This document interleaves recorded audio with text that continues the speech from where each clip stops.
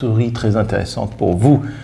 En fait, je vais parler de comment dynamiser son café-jeu et être toujours dans l'actualité en cherchant toujours des solutions très drôles. Et là, je fais partager un de mes secrets les plus importants qui s'appelle le chasseur de quêtes. Qu'est-ce que c'est qu'un chasseur de quêtes? C'est une méthode de fidélisation que l'on a inventée ici dans notre café-jeu, le café-jeu de la petite malle. Parce que vous savez, j'ai une boutique de jeux, mais j'ai aussi un café-jeu, d'où les vidéos que je fais, bien évidemment, à la base sur TikTok, ou sur YouTube d'ailleurs.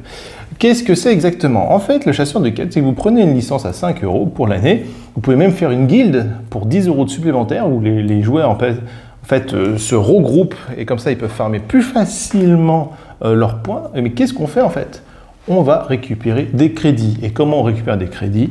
En faisant des actions. Donc on va nous créer des actions, comme par exemple acheter un cookie, se déplacer, venir régulièrement, ou des choses assez drôles comme jouer à tel type de jeu, retrouver un message caché, en fait faire vivre le lieu pour que ça soit le plus drôle possible et que les joueurs cherchent l'interaction dans notre lieu.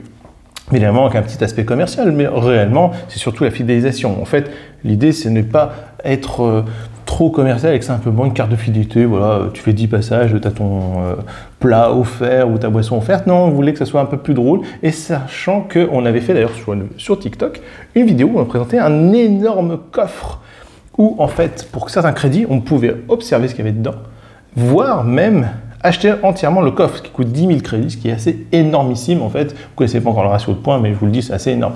Donc on a mis plein de gadgets, plein de goodies, et les joueurs en fait sont en train de farmer. Ils ont cet objectif fixe dans leur tête pour essayer de récupérer ça. Donc ça, ce sont des éléments qui sont très intéressants pour dynamiser votre café-jeu, le rendre original, parce qu'en fait, le café-jeu, ce n'est pas simplement un bar à thème selon mes convictions. C'est un lieu de partage autour du jeu. Donc il faut chercher toujours des moyens de dynamiser son café-jeu, son lieu, et se démarquer des bars classiques. En fait, vous n'êtes pas un bar, vous êtes un lieu de vie, un lieu ludique, un lieu d'originalité, tout simplement. Et comme vous le savez, ça n'existe pas depuis non plus de très nombreuses années. C'est un concept qui reste relativement récent. Donc, autant ne pas se fermer dans des sentiers, des routes directement tracées.